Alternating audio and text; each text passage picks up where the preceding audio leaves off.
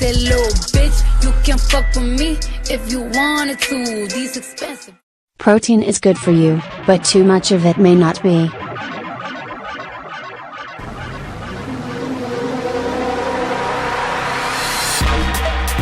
If there's one claim that's almost certain to boost sales of a food these days, it's to say the item is high in protein. Consumers cannot seem to get enough protein. They often turn to it because they've shunned carbohydrates, and also associate it with increased muscle mass. While many nutritionists say eating extra is usually harmless, if it's part of a balanced diet and doesn't all come from animal sources, and small increases can indeed help with weight control by increasing satiety, others are not convinced, citing the lack of long-term research on high-protein diets. They're especially uncertain about how the body reacts to or uses processed protein isolates and powders, which have skyrocketed in popularity. A growing body of evidence suggests that some segments of the population should be cautious about hopping on the high-protein bandwagon, infants and young children in particular. Some studies have linked high protein intake in early childhood to a risk of obesity later in life.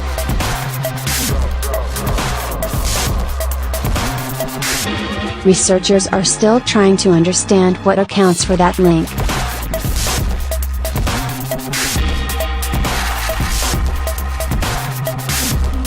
Pregnant women, meanwhile, are commonly advised to boost protein intake.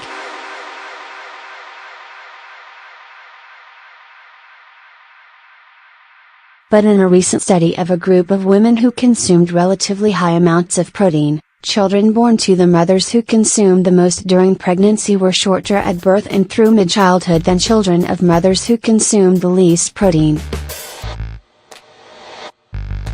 Karen Switkowski, lead author of the study, said that while it's important for women to eat enough protein to support the growth of their baby, they might want to be cautious about going far beyond the recommended amounts. Advertisement.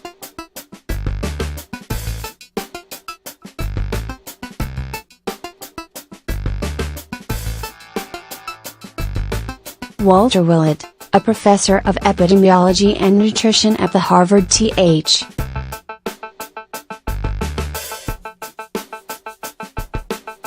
Chan School of Public Health, extends that caution to people of all ages, citing protein's role in cell multiplication necessarily later on in life. Overly rapid cell multiplication is one of the underlying factors for cancer, Willett said.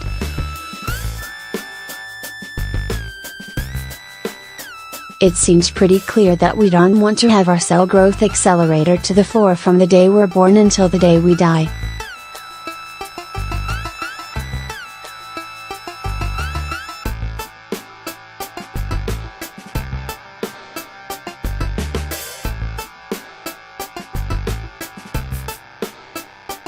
Some studies on later life protein consumption, meanwhile, have raised an important concern. One preliminary study, which evaluated the self-reported diets of more than 100,000 women between ages 50 to 79, appeared to find a significantly higher rate of heart failure among those who ate a lot of animal protein than among those who ate less of it. Older adults are often told to seek out extra protein, largely to help them maintain muscle mass, which deteriorates as one ages. Willett said that's not bad advice, but not to go overboard.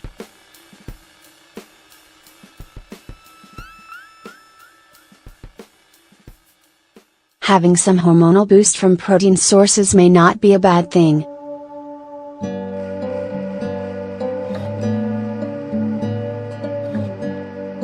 It may be good, although the most important way to maintain muscle mass is resistance training, he said. How much protein, then, is good?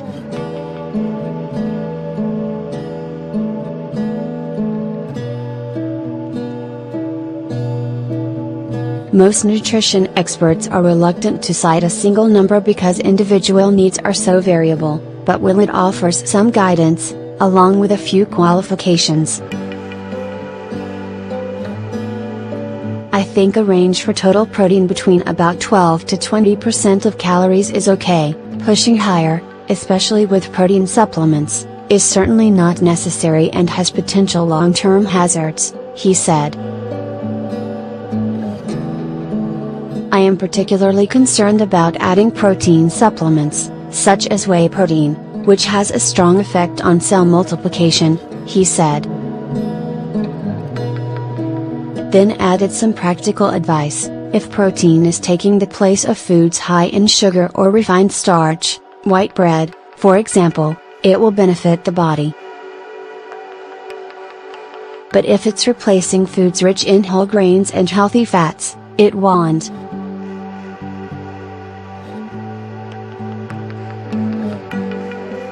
John Swartzberg, a professor emeritus at the University of California at Berkeley School of Public Health, said certain groups definitely should ignore the increase your protein message.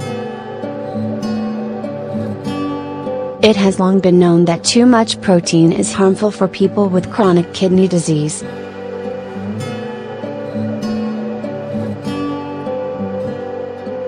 Kidneys are responsible for eliminating the products of protein metabolism, and those products accumulate in the blood when kidneys don't function well.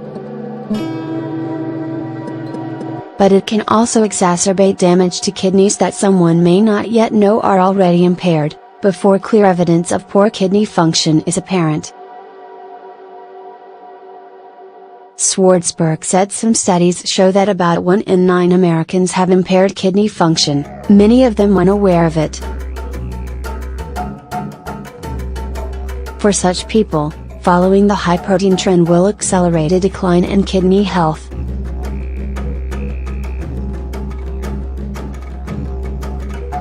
It's an asymptomatic problem until it's mid-stage kidney disease, he said.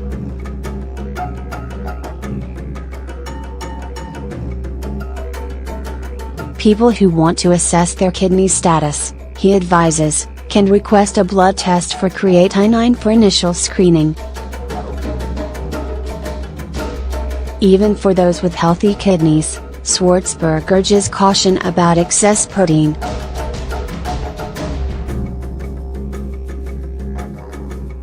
While some nutrition experts say there's no evidence suggesting eating even twice the recommended daily allowance for protein, Swartzberg says there isn't enough long-term data to conclude that such a high number is either good for you or safe. He suggests an amount somewhere between 100 and 150% of the recommended daily allowance, which is 0.8 grams per kilogram of body weight. That translates to between about 54 grams and 82 grams of protein for an adult who weighs 150 pounds. I certainly would not eat excessive protein.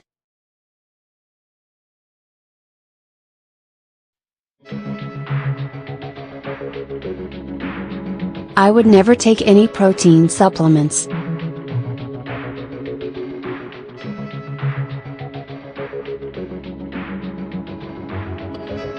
And I wouldn't advise my children to, either, he says.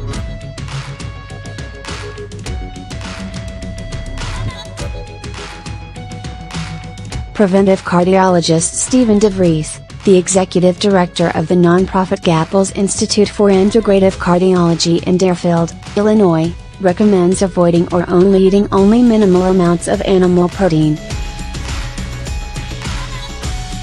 He is also cautious about what he calls artificially enhanced protein, such as protein powders, even ones derived from plants. He recommends getting your protein instead from beans, lentils, nuts and tofu.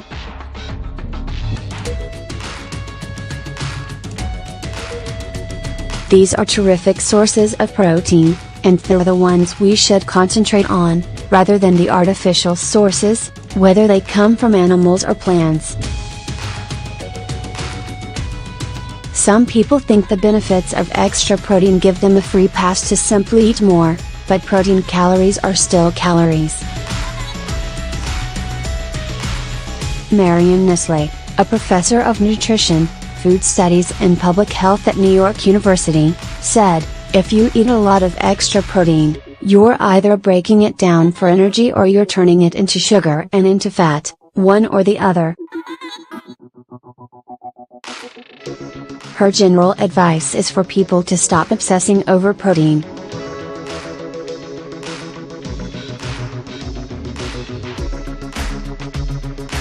It is most definitely not a nutrient of concern.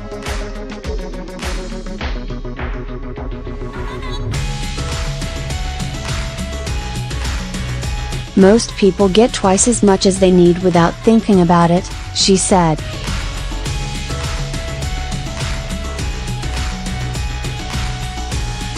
My nutrition pet peeve is calling foods protein, as in would you like some protein with that salad? If the salad has beans or grains or cheese, it already has protein.